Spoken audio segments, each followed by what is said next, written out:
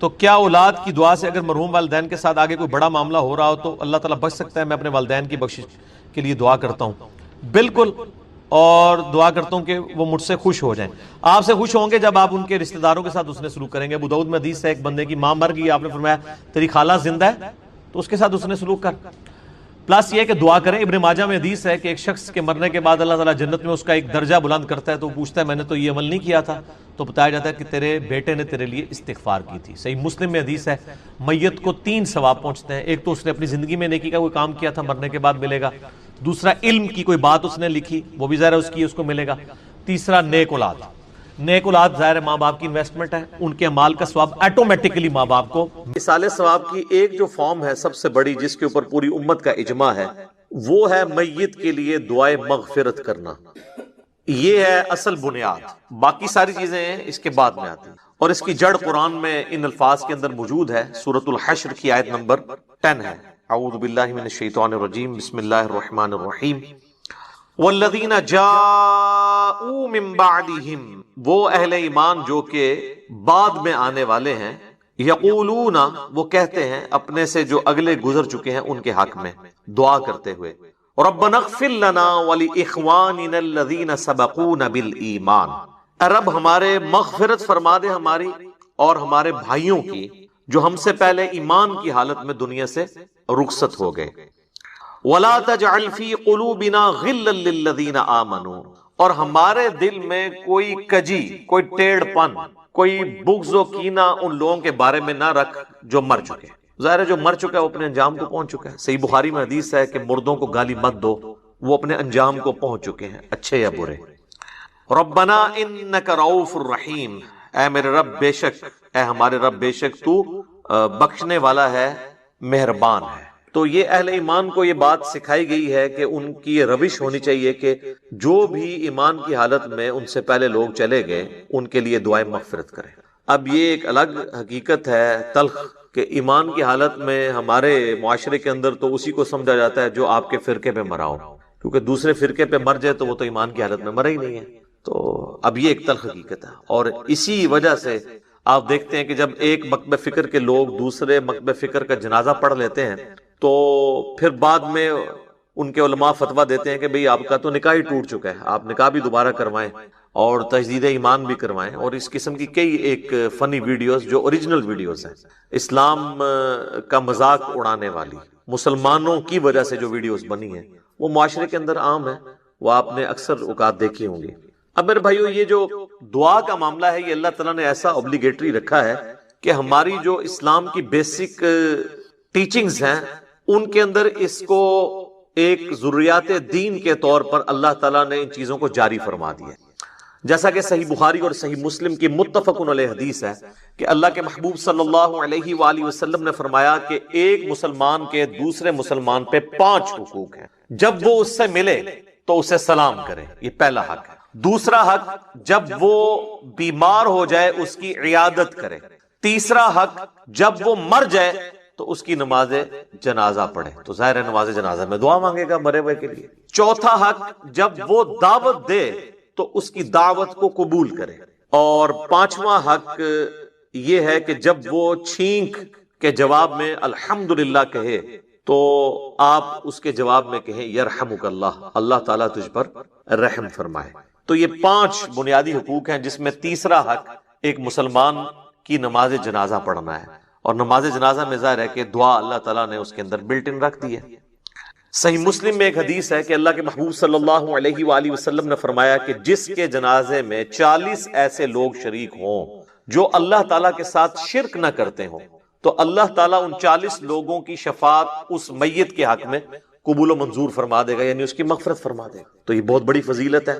تو یہ بھی مرے ہوئے بندے کو زندہ لوگوں کی طرف سے پہنچنے والی ایک نفع مند چیز ہے۔ آپ اسے ایصال ثواب کہہ لیں، آپ اس کو دعائے مغفرت کہہ لیں، کوئی بھی۔ نماز جنازہ میں ہم جو دعا مانگتے ہیں، ویسے تو کئی ایک دعائیں رپورٹ ہوئی ہیں، سب سے مشہور دعا وہ ہے جو جامعہ ترمذی کے اندر ہے، سنن ابی داؤد کے اندر ہے، سنن ابن ماجہ کے اندر ہے، اور مشکات المصابی کے اندر بھی موجود ہے۔ اللہم اغفر لی حینا و میتنا، اے اللہ ہمارے جتنے زندہ ہیں ان کی بھی مغفرت فرما اور جو مر چکے ان کی بھی مغفرت فرما۔ اللہم اغفر لحینا و میتنا و شاہدنا و غائبنا، اور جتنے یہاں پہ موجود ہیں ان کی بھی، اور جو یہاں پر موجود نہیں ان کی بھی، وصغیرنا و کبیرنا، اور جتنے ہمارے چھوٹے ہیں اور جتنے ہمارے بڑے ہیں، وذکرنا و انثانا، اور جتنے مرد ہیں اور جتنی عورتیں ہیں۔ اللہم من احییتہ منا فاحیہ علی الاسلام، اے اللہ جب تک تو ہمیں زندہ رکھے تو اسلام پر زندہ رکھنا۔ وَمَن تَوَفَّيْتَهُ مِنَّا فَتَوَفَّهُ عَلَى الْإِيمَانِ، اور جب ہمیں موت آئے تو ایمان کی حالت میں موت آئے، آمین۔ اچھا، مزے کی بات دیکھیں کہ اس میں میت کا ذکر صرف ایک دفعہ ہے، باقی سب زندوں کے لیے دعائیں ہیں۔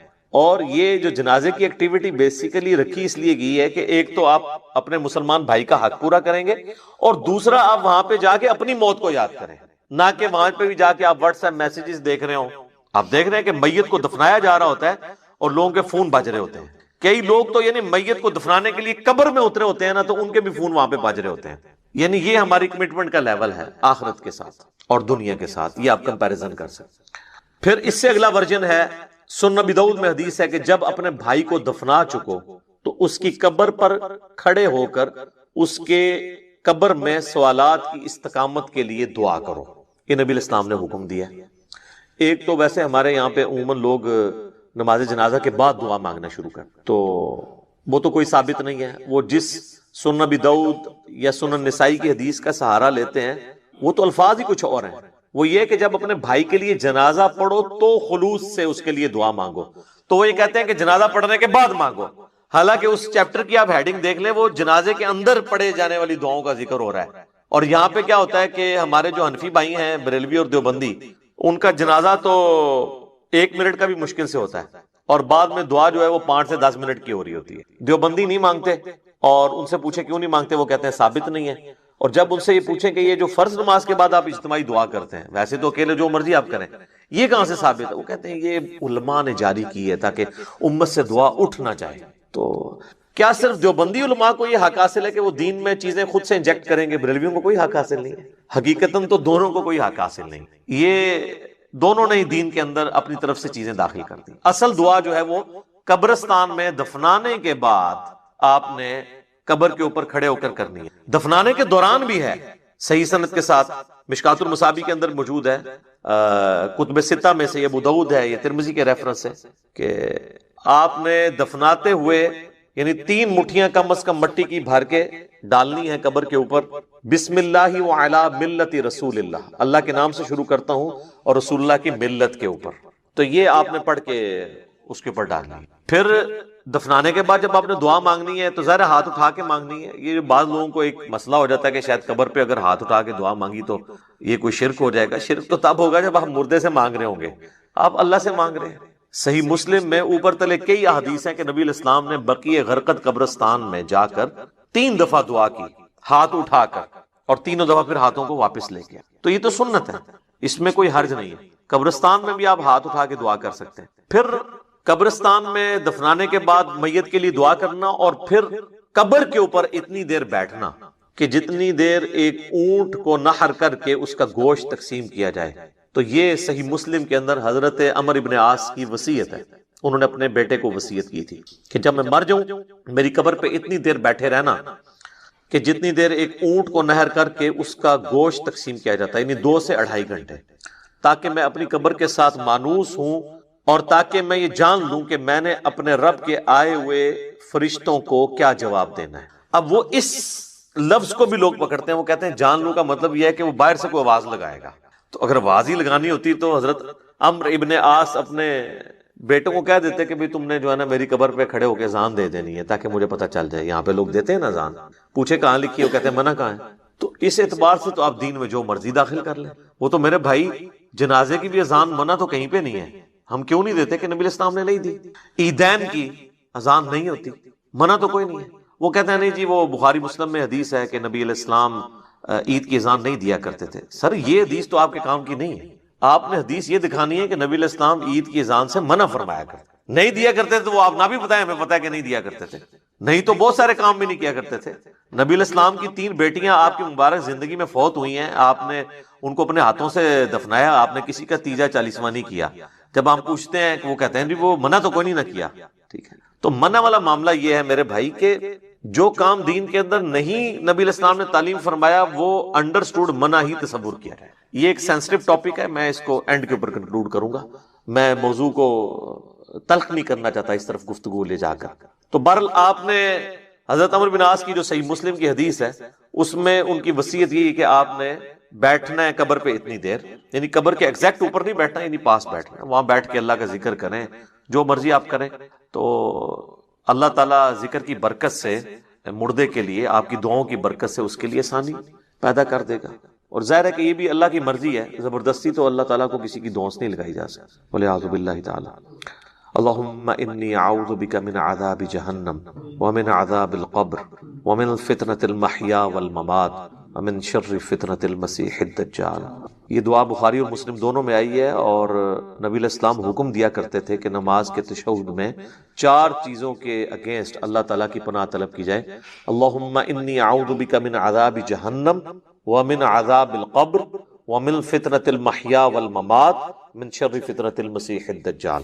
اے اللہ میں جہنم کے عذاب سے تیری پناہ مانگتا ہوں، قبر کے عذاب سے تیری پناہ مانگتا ہوں، زندگی اور موت کے فتنے کے اگینسٹ تیری پناہ مانگتا ہوں، اور جھوٹے مسیح دجال مسیح کے فتنے سے تیری پناہ مانگتا ہوں. آمین. اچھا، دفنانے کے بعد اذان دینا بھی کوئی ثابت نہیں ہے، اور اس طریقے سے ہمارے دیوبند اور بریلوی حضرات جو ہے نا وہ میت کو دفنانے کے بعد نا سرہانے پہ کھڑے ہو کر نا سورۃ البقرہ کی شروع کی آیات تلاوت کرتے ہیں، اور پاؤں والی سائڈ پہ سورۃ البقرہ کی آخری آیات تلاوت کرتے ہیں. یہ روایت موجود ہے، لیکن یہ روایت جو ہے فیبریکیٹڈ روایت ہے. یہ روایت شعب الایمان امام بیہقی کی کتاب میں ہے، مشکات المصابیح کے اندر موجود ہے، لیکن اس کے اندر ایوب نام کا ایک متروک راوی ہے، یعنی جس سے حدیثیں لینا محدثین نے چھوڑ دی، ریجیکٹڈ پرسنالٹی. تو یہ یعنی مردود قسم کے راویوں سے روایت کی گئی روایت ہے، اس کی کوئی اصل نہیں ہے. اصل چیز وہی ہے جو میں نے بیان کر دی ابو داؤد سے، کہ آپ نے میت کے لیے دعا کرنی کہ اللہ تعالیٰ اسے قبر کے سوالات میں استقامت عطا فرما. اور قبر کے سوال جو ہیں وہ بخاری، مسلم، ابو داؤد، مسند احمد میں رپورٹ ہوئے ہیں، کچھ حصہ بخاری مسلم میں ہوا ہے، کچھ ابو داؤد میں، ترمذی میں، مسند احمد میں. پہلا سوال ہوگا مر ربو کا، تیرا رب کون ہے. دوسرا سوال ہوگا ما دینو کا، تیرا دین کیا ہے. تیسرا سوال ہوگا، ترمذی میں تو الفاظ ہیں من نبیو کا، تیرا نبی کون ہے. بخاری میں الفاظ ہیں ما کنت تقول فی حق ھذا الرجل، تو اس مرد کے بارے میں دنیا میں کیا کہا کرتا تھا، یا تو کیا کہے گا اس کے بارے میں. وہ کہتے ہیں جی نبی علیہ السلام کی شکل مبارک دکھائی جاتی ہے اور پوچھا جاتا ہے اس مرد کے بارے میں. تو یہ حاضر رجل، وہ کہتے ہیں حاضا کا مطلب تو ہے کہ وہاں پہ موجود ہوں گے. سر اگر حاضا کا مطلب وہاں پر موجود ہوں گے تو اس کے جواب میں یہ تو نہیں ہونا چاہیے ہوا محمد رسول اللہ، ہوا تو پھر جو ہے وہ تھرڈ پرسن کا صیغہ ہے، ہونا چاہیے حاضا محمد رسول اللہ. تو اس کا جو ایک طریق ہے مسند احمد اور سنن ابی داؤد میں، اس میں الفاظ ہیں اس مرد کے بارے میں تیرا کیا خیال ہے، الذی بعث فیکم، جس کو اللہ نے تم میں مبعوث کیا تھا نبی بنا کے. یہ نہیں کہ یہ جو قبر میں آپ کے سامنے آئے ہوئے ہیں یا کوئی قبر میں تصویر دکھائی جاتی ہے، یہ بالکل جھوٹی بات ہے. تو یہ 3 سوالات، اور ایک چوتھا سوال ہے جو میں نے ایکسپلور کیا تھا جس کی وجہ سے کافی ہنگامہ کھڑا ہوا کہ قبر میں 3 نہیں 4 سوال ہوں گے. وہ چوتھا سوال جو ہے وہ مؤمن کے لیے اور منافق کے لیے ڈیفرنٹ ہوتا ہے. وہ بخاری میں بھی ہے، سنن ابی داؤد کے اندر بھی. مؤمن جو ہے وہ تینوں سوالوں کے جواب دیتا ہے تو فرشتے چوتھا سوال کرتے ہیں کہ تجھے کیسے پتا چلا، تو وہ کہتا ہے کہ میں نے اللہ کی کتاب پڑھی اور نبی علیہ السلام کے نبی ہونے کی تصدیق کی. تو اللہ کی کتاب اگر پڑھی نہیں ہوگی تو تصدیق کیسے کریں گے؟ یہ کتاب پڑھیں گے تو آپ تصدیق کریں گے. تو اور منافق کہتا ہے ہائی ہاتا لا ادری، ہائے افسوس مجھے کچھ پتا نہیں. تو فرشتے اس کو کہتے ہیں کہ تو نے خود پڑھ کر سیکھنے کی، سمجھنے کی کوشش کیوں نہیں کی، یا کسی ایسے شخص سے پڑھنے کی کوشش کیوں نہیں کی جسے ان چیزوں کا پتہ تھا. دونوں معنی درست ہیں. تو جب تک آپ خود اللہ کو سیریس نہیں لیں گے آپ سچائی تک پہنچ نہیں سکتے. تو اس لیے میں نے کہا تھا قبر میں 3 نہیں 4 سوال ہونے ہیں، اور چوتھا سوال جو ہے وہ تمام سوالات کی جان ہے. اگر زندگی میں پتہ چل جائے تو پہلے 3 سوالوں کا جواب کے لیے تیار ہونا آپ کے لیے آسان ہو جائے گا، ادروائز تو مشکل ہو جائے گا. بہرحال ایک ضمناً یہ بات تھی. تو قبر پہ بھی آپ نے دعاؤں میں مردوں کو یاد رکھنا ہے. اس کے بعد عام حالت میں بھی آپ جب قبرستان جائیں گے تو آپ کو دعا سکھائی گئی ہے. صحیح مسلم میں الفاظ ہیں السلام علیکم اہل الدیار من المؤمنین والمسلمین وإنا ان شاء اللہ بکم للاحقون نسأل اللہ لنا ولکم العافیہ. تم پر سلامتی ہو اے مؤمنین اور مسلمین جو اس قبرستان کے اندر دفن ہو، خواہ مرد ہو یا عورت ہو. السلام علیکم اہل الدیار من المؤمنین والمسلمین وإنا ان شاء اللہ بکم للاحقون. اور اللہ نے چاہا تو ہم بھی انقریب تمہارے ساتھ آ کے ملنے والے ہیں، ظاہر ہم نے بھی مرنا ہے. اور پھر سات الفاظ ہیں کہ ہم تم سے تمہارے لیے اور اپنے لیے اللہ کے حضور عافیت کا سوال، نسأل اللہ لنا ولکم العافیہ، ہم اللہ سے سوال کرتے ہیں تمہارے لیے اور اپنے لیے عافیت کا. یہ دعا ہے. تھوڑے بہت الفاظ کے فرق کے ساتھ صحیح مسلم میں اور دعائیں بھی ہیں، بلکہ یہ سب سے آسان دعا، یاد رکھنی بھی آسان ہے. ایک دعا ہے جامع ترمذی کے اندر السلام علیکم یا اہل القبور، وہ روایت اصول محدثین پہ ضعیف ہے، اصل دعا یہی ہے. بلکہ صحیح مسلم میں ایک حدیث ہے، ہم عائشہ کہتی ہیں کہ نبی علیہ السلام ایک دفعہ میرے ساتھ بستر پہ لیٹے تھے، تو تھوڑی دیر بعد آپ نے یہ محسوس کیا کہ میں سو گئی ہوں، تو آپ علیہ السلام چپکے سے اپنے بستر سے نکلے اور بقیع غرقد مدینے کے قبرستان کی طرف چلے گئے. تو کہتی ہیں میں بھی نا جاسوسی کرنے کے لیے پیچھے کسی اور بیوی کے پاس نہ چلے گئے، میں بھی نکلی اور میں نے حضور علیہ السلام کو دیکھا کہ آپ بقیع قبرستان میں یوں ہاتھ اٹھا کے دعا کر رہے ہیں. 3 دفعہ آپ نے ہاتھ اٹھا کے دعا کی اور اپنے ہاتھوں کو واپس کیا. تو وہ کہتی ہیں میں جلدی جلدی بھاگتی بھی واپس آئی، آ کے بستر پہ لیٹ گئی، اور یہ یعنی میں نے ایکٹ کرنے کی کوشش کی کہ میں تو یہاں سے گئی نہیں تھی، لیکن سانس پھولا ہوا تھا، سانس تو نہیں کو روک سکتا. وہ بزرگ ہی ہیں جو 12 دن تک وضو روک کے رکھتے ہیں، تو چونکہ جھوٹ ہوتا ہے نا، تو کہتے ہیں کہ میرا سانس پھولا ہوا تھا. نبی علیہ السلام جب واپس آئے تو انہوں نے سیدہ عائشہ سے فرمایا کہ تم میرے پیچھے آئی تھی، اور اگر تم مجھے نہیں بتاؤ گی نا تو تمام غائب کا جاننے والا تو مجھے بتا ہی دے گا. علم غیب بھی کلیئر کر دیا حضور نے. آپ نے نہیں کہا کہ مجھے تو پتہ ہے، میں تو حاضر و ناظر ہوں، ان کا مجھے اللہ تو خبر دے دے گا. تو تم نے کیا گمان کیا اللہ اور اس کا رسول تمہارے ساتھ خیانت کریں گے، یعنی میں کسی اور بیوی کے پاس چلا گیا؟ تو ان کا یا رسول اللہ ایسا ہی تھا، میں آپ کے پیچھے آئی تھی. تو آپ نے فرمایا کہ اصل میں جب میں لیٹا تو جبرائیل علیہ السلام اللہ کی طرف سے میرے پاس آئے اور انہوں نے مجھے اللہ کا پیغام دیا کہ اللہ تعالیٰ آپ کو حکم دیتا ہے کہ آپ بقیع غرقد کے جو مدفن ہے وہاں پہ لوگ، ان کے لیے جا کے دعائیں مغفرت کریں. اچھا، وہ دعائیں مغفرت تو آپ وہاں بھی بیٹھ کے کر سکتے تھے. اس سے یہ پتہ چلی کہ قبرستان جا کے دعائیں مغفرت کرنا یہ چیز پسندیدہ ہے اللہ تعالیٰ کو، اور پھر نبی علیہ السلام سے دعا کروانا یہ امت کی تعلیم کے لیے بھی تھا. تو نبی علیہ السلام نے وہاں پہ دعا کی، آپ کی دعا کی برکت کا حصہ ان لوگوں کو نصیب ہوا. تو اس سے یہ پتہ چلا کہ آپ قبرستان جا کے آپ ہاتھ اٹھا کے بھی دعا کریں گے، رات کے وقت بھی جا سکتے ہیں. اور صحیح مسلم میں الفاظ ہیں، ام عائشہ کہتی ہیں کہ نبی علیہ السلام اکثر بقیع غرقد قبرستان چلے جایا کرتے تھے دعا کرنے کے لیے قبرستان میں. تو یہ یعنی نبی صلی اللہ علیہ وآلہ وسلم کی سنت ہے. باقی ہاتھ اٹھا کے دعا کرنا فرض نماز کے بعد بھی اپنی انڈیویجول دعا کر سکتے ہیں، اس کے لیے تو کوئی ممانعت نہیں. ابو داؤد میں تو روایت کمزور ہے، لیکن المستدرک للحاکم میں صحیح سند سے ہے کہ تمہارا رب سخی ہے، کریم ہے، حیا فرماتا ہے ایسے شخص سے جو اس کے حضور ہاتھ اٹھا کے دعا کرتا ہے کہ اسے محروم لوٹائے. ہاتھ اٹھا کے دعا کرنا اللہ تعالیٰ کو بغیر ہاتھ اٹھائے دعا کرنے سے زیادہ محبوب ہے. اور دعا کے بعد چہرے پہ ہاتھ پھیرنا بھی سنت ہے، بلکہ امت یہ وہ سنت ہے جو واقعی سنت ہے، جو اجماع اور عملی تواتر سے ٹرانسفر ہوئی ہے. اور الادب المفرد امام بخاری کی کتاب کے اندر صحیح بخاری کی سند کے اوپر یہ حدیث موجود ہے کہ حضرت عبداللہ ابن زبیر اور حضرت عبداللہ ابن عمر یہ دعا کے بعد اپنے چہرے پر ہاتھ پھیرا کرتے تھے. نبی اسلام کے حوالے سے بھی ملتا ہے، ابو داؤد میں روایت کمزور ہے، اس لیے شیخ زبیر علی صاحب نے مشکات کے فٹ نوٹ پہ اس روایت کے اوپر ضعیف کا حکم لگا کے ساتھ الادب المفرد کی روایت لکھ دی ہے کہ یہ روایت درست ہے. ویسے بھی امت کا اجماع ہے، اس کے لیے حدیثوں کی تو ہمیں حاجت نہیں ہے. امت کا اجماع اور عملی تواتر سنت سے چہرے پہ ہاتھ پھیرنے کو ٹرانسفر کر رہی ہے. لہذا چند ایک علماء عرب کا اسے بدعت کہنا ان کے یعنی کم علمی کی نشانی ہے اور ایک تنگ نظری کی نشانی ہے. اوورال یہاں پہ بھی جو اہل حدیث ہیں وہ چہرے پہ ہاتھ پھیرنے کے قائل ہیں. میں ضمناً ساتھ چھوٹے چھوٹے مسائل بتا دیتا ہوں تاکہ آسانی ہو جائے. تو آپ نے چہرے پہ ہاتھ بھی پھیرنے ہیں. اس طریقے سے صحیح مسلم میں حدیث ہے کہ نبی علیہ السلام اپنی والدہ کی قبر پر گئے. آلموسٹ آپ سمجھ لیں اپنے والدہ کی وفات کے 50 سال کے بعد، کیونکہ یہ فتح مکہ کے بعد کی بات ہے، تو 50 سال تقریباً گزر چکے تھے. اور آپ علیہ السلام قبر پہ گئے اور آپ روئے، اور آپ کو دیکھ کے آپ کے ساتھی بھی اصحاب بھی روئے. اور پھر آپ علیہ السلام نے فرمایا میں تمہیں قبروں پہ جانے سے منع کیا کرتا تھا. ظاہر نئی نئی قوم بت پرستی سے پھری تھی تو اس لیے نبی علیہ السلام احتیاط کرتے تھے. اب میں تمہیں حکم دیتا ہوں کہ قبروں پہ جایا کرو، کیونکہ یہ موت کو یاد دلاتی. لیکن یہ قبروں پہ جانا ہے، مزارات کے اوپر نہیں. مزارات پہ تو سیلفیاں ہوتی ہیں اور بہت کچھ ہوتا ہے جس کا دین سے کوئی تعلق نہیں. جہاں پہ اللہ اور اس کے محبوب صلی اللہ علیہ وآلہ وسلم کی نافرمانی کے کام ہوتے ہو نا، وہاں پہ آپ نے جانا بھی نہیں.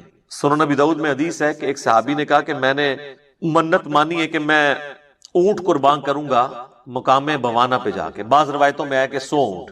تو نبی علیہ السلام نے فرمایا کہ دیکھنا وہاں پر زمانہ جاہلیت میں کسی بت کی پرستش تو نہیں ہوتی تھی اس زمانے میں، اب نہیں. اگر اس زمانے میں بھی ہوتی تھی نا تو نہیں جانا. یا وہاں پر کوئی زمانہ جاہلیت میں میلہ تو نہیں لگا کرتا تھا. انہوں نے دونوں چیزیں جب رسول اللہ کو کنفرم کی تو آپ صلی اللہ علیہ وآلہ وسلم نے پھر ان کو اجازت دے دی، ٹھیک ہے کہ تم کرو. پھر آپ علیہ السلام نے فرمایا کہ ایسی منت نہ پوری کرو جو تمہیں یعنی عاجز کر دے، اس طرح کی منت نہ مانو، اور اگر مانی ہے تو اس کو منت کو پورا نہ کرو. اور اللہ کی نافرمانی میں بھی منت نہ مانی جائے، اور جو اللہ کی نافرمانی میں ہوگی آپ نے اس کا کفارہ بھی نہیں دینا ہوگا. جیسے میرا بیٹا ہوا تو اس کی چٹکیاں فلاں دربار پہ جا کے منواؤں گا، تو اب یہ ساری منت اس کو توڑ بھی دیں، توڑنا واجب ہے اور کفارہ بھی نہیں. اگر کوئی صحیح کوئی منت مانی تھی تو آپ اس کا کفارہ ادا کریں گے.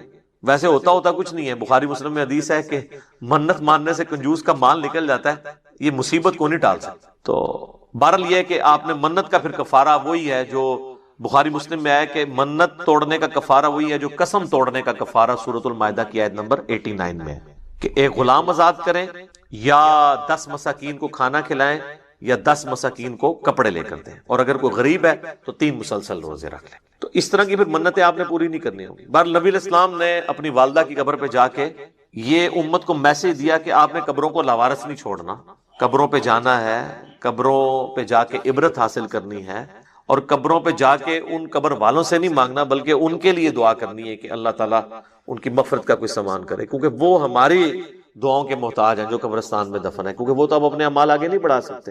تو جو ہم پیچھے بچ گئے ہیں ہماری ذمہ داری ہے ہم ان کے لیے جا کے دعائے مغفرت والا معاملہ کریں. اچھا، اسی طریقے سے صحیح بخاری اور صحیح مسلم دونوں میں حدیث ہے کہ نبی علیہ السلام کو ایک صحابی کی وفات کی خبر ملی تو نبی علیہ السلام نے دونوں ہاتھ یوں بلند کر کے، حتیٰ کہ صحابہ کہتے ہیں ہم نے آپ کے بغلوں کی سفیدی بھی دیکھی، کیونکہ آپ کا اکثر لباس تہمد اور اوپر چادر ہوتی تھی. اگر آپ نے کرتا نہ پہنا ہو اور صرف چادر اوپر لی ہوئی ہو اور یوں ہاتھ اٹھائیں تو بغلوں کی سفیدی ظاہر ہو جاتی ہے. تو آپ نے کہا اے اللہ ابو عامر کو بخش دے اور اسے کثیر مخلوق پر فضیلت عطا فرما. تو اس سے ثابت ہوا کہ مرے ہوئے شخص کے لیے ہاتھ اٹھا کے آپ دعا کر سکتے ہیں ان الفاظ کے ساتھ.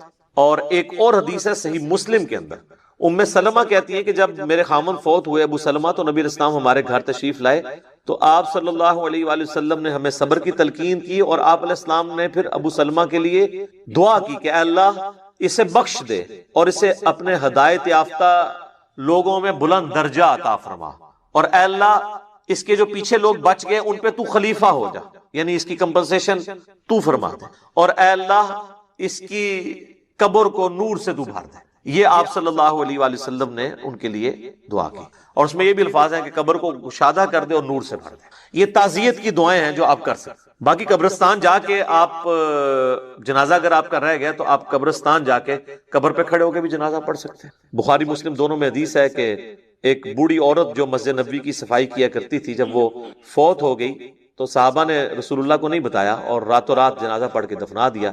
کچھ دن کے بعد نبی علیہ السلام نے پوچھا کہ وہ عورت نظر نہیں آ رہی، تو بتایا گیا کہ وہ تو فوت ہو گئی ہے. تو حضور نے فرمایا کہ مجھے اس کی قبر پہ لے جاؤ. تو اب حضور علیہ السلام کو کسی صحابی نے یہ نہیں کہا کہ یا رسول اللہ آپ تو ہر مومن کی قبر میں جاتے ہیں تو 3 دن پہلے تو آپ تشریف لے گئے ہوں گے، آپ کو تو پتہ ہی ہوگا کہ یہ مر چکی ہے. اس زمانے میں یہ عقیدے نہیں ہوا کرتے تھے، نہ کسی کے دماغ میں ہوتا تھا. تو رسول اللہ صلی اللہ علیہ وسلم کو وہ قبر پہ لے گئے تو آپ علیہ السلام نے جا کے وہاں پہ قبرستان میں اس کی قبر پہ کھڑے ہو کر جنازہ پڑھا. یہ غائبانہ نماز جنازہ نہیں ہوتا کیونکہ اس میں تو قبر سامنے ہوتی ہے، اور اس کا طریقہ یہ ہوتا ہے کہ آپ نے قبر کی ایسی سائڈ پہ کھڑے ہونا ہے کہ آپ کا قبلہ کی طرف رخ ہو اور قبر آپ کے سامنے ہو. اور پھر آپ علیہ السلام نے واپسی پر فرمایا، مسلم شریف میں ڈیٹیل ہے، اس میں الفاظ ہیں کہ یہ قبریں اندھیروں میں ڈوبی ہوئی تھی، اللہ نے میرے جنازہ پڑھنے کی برکت سے انہیں نور سے بھر دیا. اب یہ سبحان اللہ تو آپ نے بول دیا ہے، لیکن اس کا جو ایک تلخ پہلو ہے کہ نبی کی دعا کی برکت سے کسی کافر کی قبر جو ہے نا وہ نور سے نہیں بھر سکتی، کیونکہ کافر کے بارے میں تو نص قطعی ہے قرآن کی.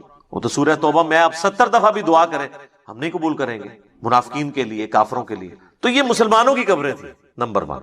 اور مسلمان ظاہر بریلوی دیوبندی اہل حدیث نہیں، اس زمانے کے مسلمان. میں صحابہ نہیں کہتا ورنہ آپ کہیں گے گستاخی ہو گئی ہے. آپ خود ہی پوچھ لیجیے گا پھر کون لوگ ہوں گے جو حضور کی زندگی میں فوت ہو چکے ہیں ایمان کی حالت میں.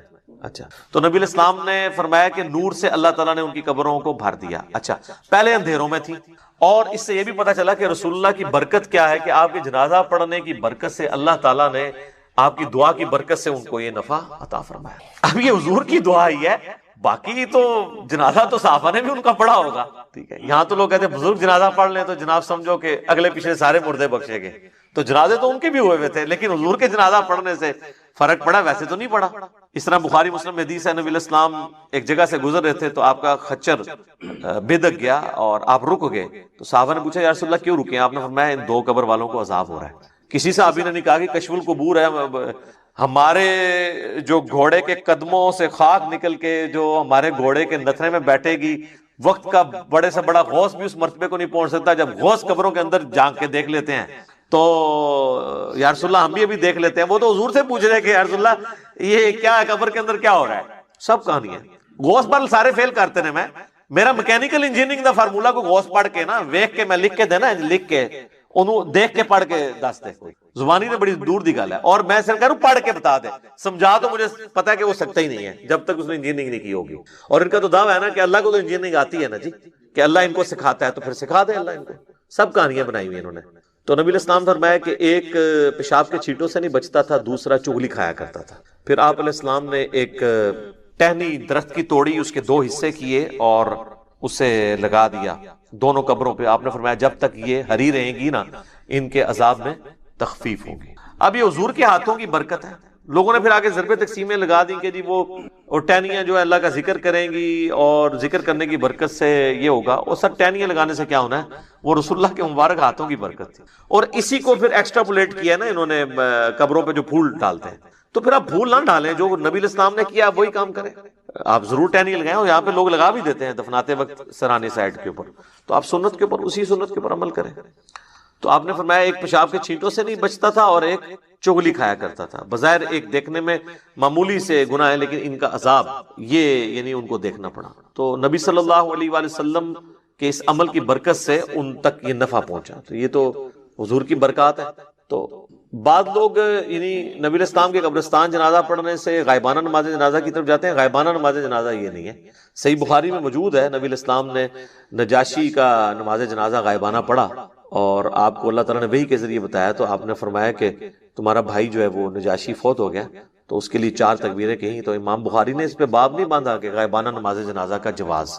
امام بخاری کو پتا تھا یہ نجاشی کی خصوصیت ہے، کیونکہ نجاشی کی تو وہ حیثیت نہیں تھی جو رسول اللہ کے اور اصحاب کی تھی. حضور کے نزدیک سب سے لاڈلے صحابہ، جن میں ٹاپ آف دا لسٹ حضرت زید ابن حارثہ، جن کا نام قرآن میں ہے سورۃ الاحزاب میں. حضور کے منہ بولے بیٹے، اور وہ جنگ موتا میں شہید ہوئے. تو بخاری کے الفاظ ہیں، آپ مدینہ شریف میں رو رہے ہیں کہ میرے زید کو شہید کر دیا گیا، میرے جعفر کو شہید کر دیا گیا، عبداللہ بن رواحہ کو شہید کر دیا گیا. اور پھر مسلمان اللہ کی تلواروں میں سے ایک تلوار یعنی خالد بن ولید پر متفق ہوئے ہیں. تو وہ اپنی فوج بچا کے واپس لانے میں کامیاب ہو گئے رومن امپائر کے گئے. لیکن نبی علیہ السلام نے ان کا کوئی نہیں کہا کہ اٹھو تو زید پہ نماز جنازہ غائبانہ پڑھے. تو یہ غائبانہ نماز جنازہ کیٹاسٹرافک کنڈیشن میں اگر کوئی کفر کی سرزمین میں مر گیا ہے اور وہاں پہ اس کا کوئی یعنی نماز جنازہ پڑھنے والا نہیں ہے تو آپ یہاں پہ ضرور پڑھیں. یہاں تو ایک شہر میں مرتا ہے، ہزاروں کا جنازہ ہوتا ہے، دوسرے شہر میں اس کا غائبانہ پڑھ رہے ہوتے ہیں. اور اس کا پڑھ رہے ہوتے ہیں جو ذرا امیر ہوتا ہے، جس نے زیادہ فنڈ دیا ہوتا ہے. غریب آدمی کے لیے کہتے ہیں جی دعا، امیر آدمی کے لیے غائبانہ نماز جنازہ. ٹھیک ہے نا؟ تو نہ آپ کی دعاؤں سے کوئی فرق پڑ رہا ہے نہ نماز جنازوں سے، کیونکہ آپ تو سب کچھ دنیا داری کے لیے کر رہے ہیں. تو یہ جو ایٹیچیوڈ ہے، پھر اس کے اوپر چندے اکٹھے کرنا. آپ پتہ نا ہمارے تو یہاں ایک بہت بڑی جماعت رہی ہے جس نے غائبانہ نماز جنازہ کو ایک ایکٹیویٹی بنا کے اس طرح پریزنٹ کیا اور یعنی ہلچل مچا کے رکھتی اور اس میں پھر چندے اکٹھے کیے. تو یہ بھی ایک یعنی لوگوں کی جیبیں ہتھیانے کا ایک ذریعہ بن گیا. حالانکہ مردے کے لیے تو دعا کرنی ہے کہ اللہ تعالیٰ اس کے لیے کوئی آسانی والا معاملہ فرمائے. تو نبی صلی اللہ علیہ وآلہ وسلم نے دعا کے حوالے سے جو چیزیں تعلیم فرمائی ہیں میں نے کوشش کی ہے کہ آپ تک پہنچیں. کہ آپ نے دعا کرنی ہے جب کوئی شخص مر جاتا ہے، اس کے لیے دعا کرنی ہے جنازے کی شکل میں، پھر قبرستان میں جا کے دعا کرنی ہے اس کی قبر پہ کھڑے ہو کے، اس کے بعد قبر پہ بیٹھے رہنا ہے اتنی دیر 2-2.5 گھنٹے جتنی دیر اونٹ نہر کر کے اس کا گوشت تقسیم کیا جاتا ہے، چند لوگ بیٹھ جائیں. اس کے بعد بھی وقتاً فوقتاً جب قبرستان جانا ہے اس کے لیے دعا کرنی ہے، اور قبرستان نہ بھی جائیں اپنی نمازوں کے اندر آپ نے دعا کرنی ہے اس کے لیے. تو کئی ایک دعائیں ہیں، آپ یہ دعا تو ضرور کریں اپنے نماز کے تشہد میں. بخاری مسلم میں حدیث ہے جب تم تشہد پڑھ چکو، دروشی پڑھ چکو، تو جو چاہو اپنے رب سے مانگو. تو کم از کم اپنے ماں باپ کے لیے دعا مانگیں، رب ارحمہما کما ربیانی صغیرا، اے رب ان دونوں پر رحم فرما جس طرح انہوں نے بچپن میں مجھے پالا تھا. رب اجعلنی مقیم الصلاۃ ومن ذریتی ربنا وتقبل دعاء ربنا اغفر لی ولوالدی وللمؤمنین یوم یقوم الحساب. اللهم ربنا آتنا فی الدنیا حسنۃ وفی الآخرۃ حسنۃ وقنا عذاب النار. اللهم انی اعوذ بک من عذاب جہنم ومن عذاب القبر ومن فتنة المحیا والممات ومن شر فتنة المسیح الدجال. آمین. یہ ساری دعائیں جتنی بھی آپ کو دعائیں یاد ہیں وہ آپ پڑھیں. مشکات المصابیح کی آپ پہلی جلد میں تشہد کی دعاؤں کے بیان میں چلے جائیں تو آپ کو کئی ایک دعائیں مل جائیں گی، وہ یاد کریں. قرآن میں جتنی دعائیں آئی ہیں وہ آپ مانگ سکتے ہیں، اس موقع پہ مانگیں. تو یہ میت کے اوپر، مرے ہوئے شخص کا حق ہے زندوں کے اوپر کہ اس کے لیے دعا کریں. وہ بات وہیں سے شروع ہوئی تھی سورۃ الحشر کی آیت نمبر 10 سے. ربنا اغفر لنا ولاخواننا الذین سبقونا بالایمان. جو ایمان کی حالت میں دنیا سے چلے گئے ہیں، اے اللہ ان کو بخش دے ہمارے بھائیوں، ان کے لیے دعا کرنی چاہیے. یہ اصالہ ثواب کا سب سے بڑا ذریعہ ہے اور سب سے زیادہ زور اسی کے اوپر ہونا چاہیے. اس کے علاوہ بھی ذریعہ موجود ہے لیکن جو اصل بنیاد ہے وہ ہے دعا. اب آ جائیں جو باقی ذرائع ہیں. اس کی اصل وہ حدیث ہے جو صحیح مسلم کے اندر موجود ہے کہ اللہ کے محبوب صلی اللہ علیہ وآلہ وسلم نے فرمایا کہ جو شخص مر جاتا ہے نا تو اس کے تمام اعمال منقطع ہو جاتے ہیں، یعنی اب کوئی عمل وہ کر نہیں سکتا. سر میں یہ الفاظ جب پڑھتا ہوں نا یا بیان کرتا ہوں میں کانپ اٹھتا ہوں کہ جو مر گیا وہ کچھ نہیں کر سکتا. ایک بار سبحان اللہ کی بھیک بھی نہیں مانگ سکتا کہ میں ایک سیکنڈ مجھے مل جائے کہ میں سبحان اللہ کہا. آپ صلی اللہ علیہ وآلہ وسلم نے فرمایا سوائے 3 اعمال کے. مسلم شریف کے الفاظ ہیں. نمبر 1 صدقہ جاریہ، یعنی اس نے اپنی زندگی میں کوئی نیکی کا کام کیا، کہیں کنواں کھدوا دیا تھا، کہیں مسجد بنوا دی تھی، کوئی یتیم خانہ بنوا دیا تھا، اور اس طرح کی چیز جو اس کے مرنے کے بعد بھی جاری رہی، جس میں اس نے اپنی انویسٹمنٹ کی تھی مالی طور پر یا فزیکلی، تو وہ اس کو ثواب ملے گا. اور جینون ہے، ظاہر ہے کہ اس میں ہم اسے کوئی نفع نہیں پہنچا رہے، اس کے اپنے کیے ہوئے اعمال کا ثواب اسے ہم انڈائریکٹلی اس طرح پہنچا رہے ہیں کہ ہم اگر اس کنویں سے پانی پیتے ہیں تو جتنے لوگ پیئیں گے اس کا ثواب اسے ملے گا. دوسرا فرمایا کہ علم نافع، جو نفع مند علم ہے، اگر کسی نے دنیا میں کوئی نفع مند علم پھیلایا تھا تو اس کے مرنے کے بعد اس کو ثواب ملے. تو اس کے لیے تو میرے پاس دنیا میں اگر کوئی سب سے بڑی مثال ہے نا تو وہ صحیح بخاری اور صحیح مسلم ہے. ان ائمہ کو جو اللہ نے اتنی بڑی بات سجھائی کہ انہوں نے نبی علیہ السلام کی سنت کو ریٹن ریکارڈ کے طور پر جمع کیا. آج نا 1200 سال تو ہو چکے ہیں، کوئی ان کے پائی کی کتاب لا نہیں سکا. اب تو ویسے ہی بھول جائیں آپ. وہ حدیث کا بھی جو پیریڈ تھا وہ پہلے 500-600 سال کا تھا، اس کے بعد تو سب کے سب جو ہے نا وہ ناقل ہی ہیں پرانے بزرگوں کے. محدثین جو اپنی اسناد سے حدیثیں پہنچاتے تھے وہ تو اب فوت ہو چکے، کیونکہ اب تو سند ہی بہت لمبی ہو گئی ہے. 1000 سال کی سند کون یاد رکھے؟ یہ تو پہلے 300 سال میں کتابیں لکھی لی. آج بھی بخاری مسلم کو پڑھ کے جو بندہ نماز کا طریقہ سیکھ رہا ہے اور نماز سنت کے طریقے پہ پڑھ رہا ہے، امام بخاری امام مسلم کو ایک ایک چیز کا ثواب آٹومیٹکلی پہنچ رہا ہے. سر میں کہتا ہوں نہیں کیلکولیٹر فیل ہو جائیں جو امام بخاری امام مسلم کے نامہ اعمال میں وہ ہر. آپ صلی اللہ علیہ وسلم نے رمضان کا پہلا عشرہ اعتکاف کیا، پھر دوسرا عشرہ بھی اعتکاف کیا، پھر سر مبارک خیمے سے باہر نکالا اور کہا کہ میں نے پہلا عشرہ اعتکاف کیا تھا شب قدر کی تلاش میں، لیکن مجھے نہیں ملی، دوسرے میں بھی نہیں ملی. پھر ایک فرشتے نے آ کے مجھے خبر دی کہ اس کو آپ آخری عشرے میں تلاش کریں، اگر تم میں سے کوئی اعتکاف میرے ساتھ کرنا چاہتا ہے تو کر لے.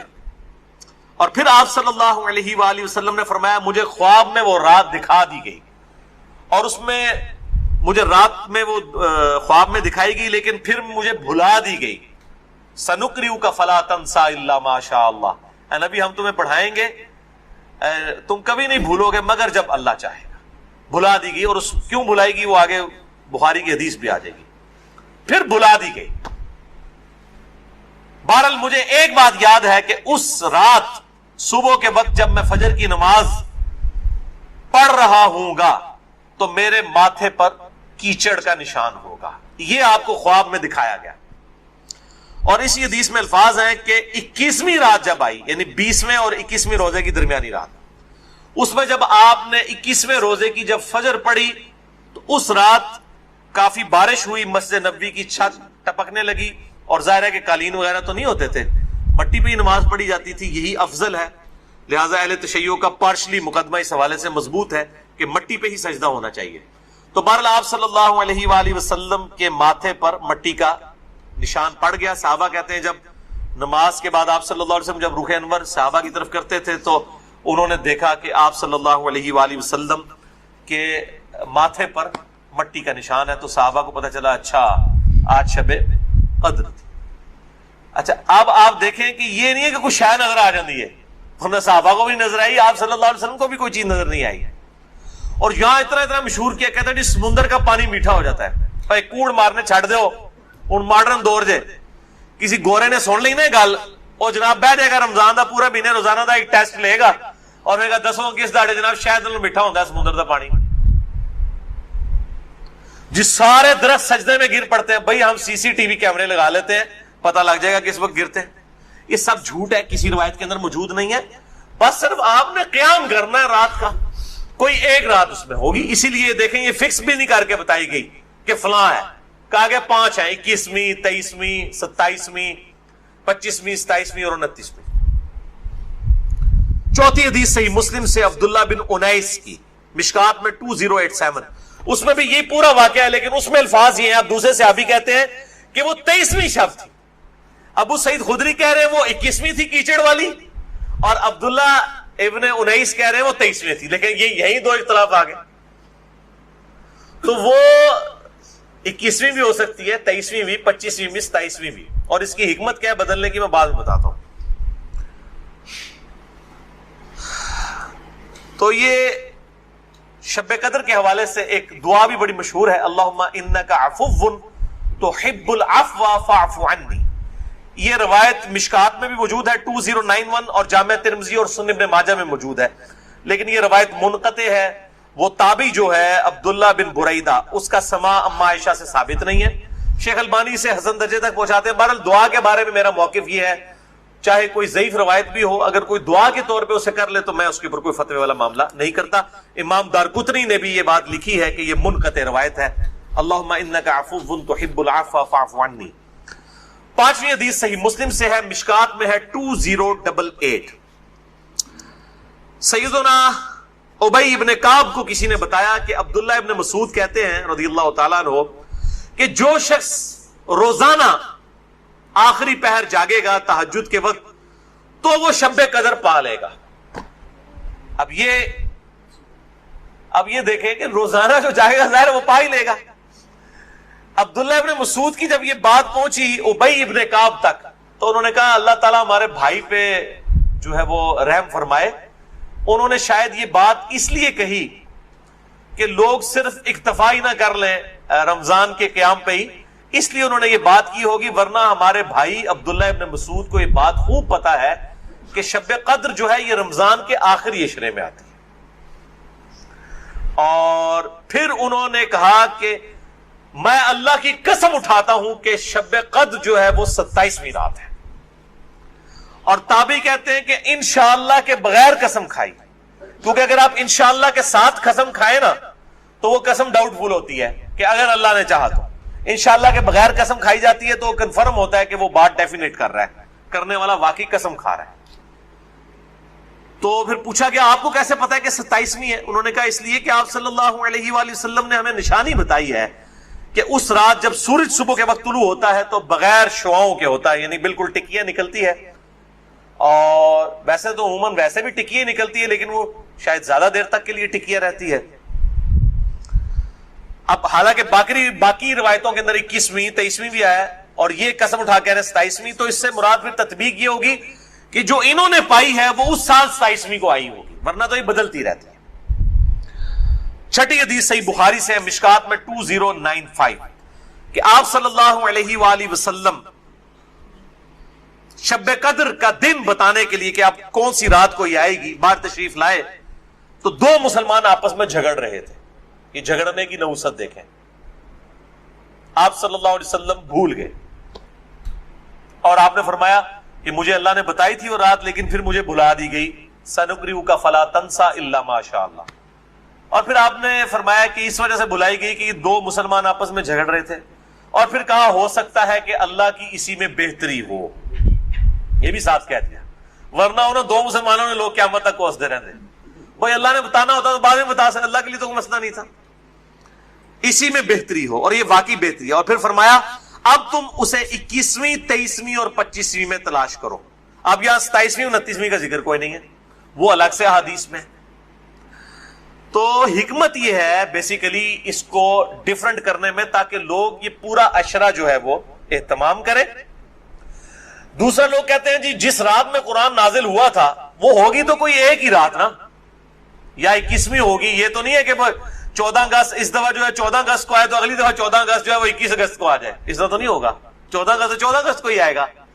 تو یہ کیا وجہ ہے کہ قرآن جس رات میں نازل ہونا شروع ہوا وہ تو یا 21ویں تھی یا 23ویں تھی یا 25ویں یا 27ویں یا 29ویں، تو اگلے سال بھی وہی ہونی چاہیے. تو یہ دنیاوی اعتبار سے تو یہ بات بالکل ٹھیک ہے. لیکن جب اللہ تعالیٰ نے اس کی سیلیبریشن اس طرح کر دی ہے کہ اس سال میں اس کی سیلیبریشن کروں گا 21ویں کو، اگلے سال 23ویں کو، اس سے اگلے سال 27ویں کو، اس سے اگلے سال پھر شاید 21ویں کو ہو جائے، پھر کبھی 29ویں کو، تاکہ یہ روٹیٹ کرتی رہے، مسلمانوں کا شوق برقرار رہے. اس میں نظر کچھ نہیں آنا ہوتا، بس قیام کرنا ہوتا ہے. اللہ تعالیٰ 82 سال کی عبادت کا ثواب لکھ دے گا. اور اس کا آسان طریقہ میں آپ کو اینڈ پہ 2 حدیثیں بتا دوں گا سست الوجود لوگوں کے لیے انشاءاللہ میرے جیسے. صافی حدیث بھی بخاری اور مسلم دونوں میں ہے، مشکات میں 2090. اما عائشہ کہتی ہیں کہ جب رمضان کا آخری عشرہ ہوتا تو آپ صلی اللہ علیہ وسلم عبادت کے لیے کمر بستہ ہو جاتے، خود بھی راتوں کو جاگتے اور اپنے گھر والوں کو بھی جگایا کرتے. اللہ تعالیٰ ہمیں بھی اس سنت پر عمل کرنے کی توفیق عطا فرمائے، آمین. 8ویں حدیث صحیح مسلم سے ہے، مشکات میں 2089. اما عائشہ رضی اللہ تعالیٰ عنہ کہتی ہیں کہ آپ صلی اللہ علیہ وسلم جس قدر رمضان مبارک کے آخری عشرے میں عبادت اور سخاوت والا معاملہ کرتے تھے، پورا سال کبھی ایسا نہیں کرتے تھے، اس آخری عشرے میں خصوصاً. 9ویں حدیث تو ہے ہی بالخصوص پرٹیکولرلی اعتکاف کے حوالے سے، اور اعتکاف بھی بیسیکلی شب قدر کی تلاش کے لیے ہوتا ہے. کم از کم 10 دن مسجد میں ٹکا تو رہے گا نا. چلو ستے ہی لب گئی، مسجد ہی تو مل جائے گی نا انہوں شب قدر، اور کوئی نہیں تو لوگ فجر اور عشاء کی نماز ہی جماعت سے پڑھا دیں گے. خراٹے لے رہے ہوں تو اعتکاف والوں کی تو ویسے ہی شام میں دائی ہوتی ہے بیچاروں کی. اعتکاف والوں کو تو رات کو بھی نہیں سونے دیتے، اور درس بھی مجبوراً بیچارے اعتکاف والوں کو ہی سننا پڑتا ہے. تو بخاری اور مسلم میں یہ حدیث ہے، مشکات میں 2097. اما عائشہ رضی اللہ تعالیٰ عنہ کہتی ہیں کہ آپ صلی اللہ علیہ وسلم رمضان کے آخری عشرے کا اعتکاف فرمایا کرتے تھے یہاں تک کہ آپ کی وفات ہو گئی. ہر سال اعتکاف کرتے تھے آپ صلی اللہ علیہ وآلہ وسلم. یہ سنت موقدہ کفایہ ہے، چند لوگ کر لیں تو باقیوں کی طرف سے ادا ہو جائے گی. اور پھر آپ صلی اللہ علیہ وسلم کی وفات کے بعد آپ کی بیویاں بھی مسجد نبوی میں اعتکاف کیا کرتی تھی. لیکن اسی کانٹیکسٹ میں بخاری مسلم میں حدیث ہے، ایک دفعہ آپ صلی اللہ علیہ وآلہ وسلم نے جو ہے وہ مسجد نبوی میں اعتکاف کے لیے خیمہ لگایا. کسی ایک بیوی نے آ کے خیمہ لگایا، پھر دوسری نے بھی وہ سوکن والا سلسلہ کرتے کرتے کئی خیمے لگے. آپ نے ساروں کے کھڑوا کے اپنا بھی کھڑوا دیا. اس سال آپ نے اعتکاف ہی نہیں کیا. پھر آپ نے اگلے سال صحیح بخاری میں آتا ہے 20 دن کا اعتکاف کیا، اور وہ آپ کا آخری سال تھا. تو آپ نے اعتکاف ہی نہیں کیا کہ یہ یعنی اللہ کی رضا کی خاطر اعتکاف کیا جائے، نہ کہ میری وجہ سے کہ میرے ساتھ ایک بیوی اعتکاف بیٹھی ہے پھر دوسری بھی سب کے خیمے. اس سے یہ بات چلی کہ مسجد نبوی میں اعتکاف عورتیں کیا کرتی تھی، اور مسجد میں اعتکاف آج بھی مسجد نبوی میں اور بیت اللہ شریف میں اعتکاف ہوتا ہے. بہرحال اس حوالے سے میرا موقف تھوڑا اب لینیٹ ہو چکا ہے. اب جو پرفتن دور ہے جس کے اندر یہ موبائل کیمرے اور ویڈیوز اور سیکیورٹی تقریباً ختم ہو چکی ہے مسجدوں کی، اس صورتحال میں اگر عورتیں گھروں میں اعتکاف کر لیں تو اجتہاداً اس میں بھی کوئی حرج نہیں ہے، کیونکہ مسجدیں جو ہے آج کل عورتوں کے اعتکاف کے اعتبار سے خطرے سے خالی نہیں ہے. جیسا کہ یہ موبائل فون ہے، اور لوگوں کی اگلے دن بھی اخبار میں خبر آئی تھی، وہ تصویر کسی کی چڑھا دی، اس طریقے سے اس عورت نے خودکشی کر لی. اس قسم کے واقعات ہوتے ہیں. لہٰذا اس میں میرے خیال ہے اہل حدیث جو سختی کرتے ہیں وہ نہیں کرنی چاہیے. حنفیوں کا موقف مجھے مضبوط لگتا ہے، خصوصاً اس دور کے اعتبار سے. میں حرام نہیں کہہ رہا، مسجد میں بیٹھنا بہتر ہے، مسجد نبی شریف میں جہاں پہ سیکیورٹی ہے بیٹھیں. لیکن ہمارے ملک کے اندر میں نہیں سمجھتا کہ سوائے چند ایک جگہوں کے اس طرح کی سیکیورٹی اویلیبل ہو. جہاں پہ ہو ضرور کریں. لیکن عورت نفلی روزہ اور اعتکاف اپنے خاوند کی مرضی کے بغیر نہیں کر سکتی، ذرا یہ ذہن میں رکھیے گا. 10ویں حدیث جامعہ ترمذی میں ہے، سنن نبی داؤد میں ہے، سنن ابن ماجہ میں، مشکات میں 2102. انس ابن مالک کا بیان ہے کہ آپ صلی اللہ علیہ وسلم رمضان کے آخری 10 دن میں اعتکاف فرمایا کرتے تھے، لیکن ایک سال نہ کر سکے تو اگلے سال 20 دن کا اعتکاف فرمایا. وہ ایک سال وہ بیویوں کی وجہ سے ہی نہیں کیا. اور صحیح بخاری میں 2099 نمبر حدیث ہے کہ جس سال آپ کی وفات ہوئی یہ 20 دن والا اعتکاف آپ صلی اللہ علیہ وآلہ وسلم نے اس سال کیا تھا جس سال آپ کی وفات ہوئی. اور اس بخاری کی حدیث میں الفاظ ہیں کہ اس سال پھر جبرائیل علیہ السلام کے ساتھ 2 دفعہ دورہ قرآن کیا. اور بخاری مسلم میں آتا ہے نا جو سیدہ فاطمہ کے کان میں ایک بات کہی تھی کہ اس سال میرے ساتھ 2 دفعہ دورہ کیا جبرائیل نے، مجھے لگتا ہے کہ میری موت کا وقت قریب آ چکا ہے. تو وہ رو پڑی اور پھر ایک اور بات کہی کہ تم جنتی عورتوں کی سردار ہو، تو وہ مسکرا پڑی. تو آپ صلی اللہ علیہ وآلہ وسلم کے ساتھ اس آخری اعتکاف میں 2 دفعہ دورہ قرآن حضرت جبرائیل نے کیا. الحمدللہ. یہ تلک عشرۃ کاملہ 10 پوری ہوئی. اب آخری 2 حدیثیں شارٹ کٹ گفٹ کے طور پر شب قدر کا آسان قیام پانے کے لیے. پہلی حدیث صحیح مسلم سے ہے 1491 اور مشکات میں بھی ہے 630. سیدنا عثمان ابن عفان رضی اللہ تعالیٰ عنہ علیہ السلام کہتے ہیں کہ نبی صلی اللہ علیہ وآلہ وسلم نے فرمایا جس شخص نے عشاء کی نماز جماعت سے پڑھ لی گویا اس نے آدھی رات کا قیام کیا، اور پھر جس نے فجر کی نماز بھی جماعت سے پڑھ لی گویا اس نے پوری رات کا قیام کیا. اللہ اکبر کبیرہ والحمدللہ کثیرہ وسبحان اللہ بکرۃ واصیلا. اور یار ایسے کر سکتے ہیں نا کہ رمضان کے آخری عشرے میں پورے عشرے کر لو تو جفت آگدہ بھی رولا بن جاتا ہے چاندی وجہ نہ. پورا رمضان ہی اہتمام کریں، پورا سال ہی اہتمام کریں، فجر اور عشاء جماعت کے ساتھ، اور کوئی رکعت فوت نہ ہو. اگر ایک رکعت بھی فوت ہوگی تو وہ پاکستانی انڈیا بنگلہ دیش والی جماعت ہے. اللہ کے حضور وہ جماعت نہیں لکھی جاتی. جماعت اسی صورت میں ہے کہ آپ کی 4 کی 4 رکعتیں امام کے ساتھ ہو، سلام امام کے ساتھ آپ پھیریں گے. تو یعنی امام کے رکوع میں جانے سے پہلے آپ قیام کی حالت میں اس کے ساتھ مل جائیں، سورہ فاتحہ پڑھ کے، تو آپ کو وہ 4 رکعتیں ملیں گی، اور فجر کی 2 رکعتیں اس صورت میں. تو عشاء کی نماز آدھا قیام اور فجر کی بھی، اور رمضان میں تو ویسے ہی اٹھنا ہوتا ہے، بڑا آسان ہے الحمدللہ. دوسری حدیث جامعہ ترمذی میں ہے 806، سنن ابن ماجہ میں 1327، ترمذی میں 806. یہ واحد حدیث ہے آج کے پورے لیکچر میں جو مشکات میں موجود نہیں ہے. میں نے ترمذی اور ابن ماجہ کا نمبر بتا دیا. ابو ذر غفاری رضی اللہ تعالیٰ عنہ کہتے ہیں کہ نبی صلی اللہ علیہ وسلم نے فرمایا جو شخص امام کے ساتھ قیام اللیل کر لے رمضان میں یہاں تک کہ امام سلام پھیر کر فارغ ہو جائے، یعنی تراویح پڑھانے کے بعد، تو اسے پوری رات کے قیام کا ثواب ملے گا. اگر کوئی اکیلا تراویح پڑھتا ہے اس کے لیے فضیلت نہیں ہے. یہ جو امام کے ساتھ تراویح پڑھ لینا عشاء کے ساتھ ہی، اس کو پوری رات کے قیام کا ثواب ملے گا.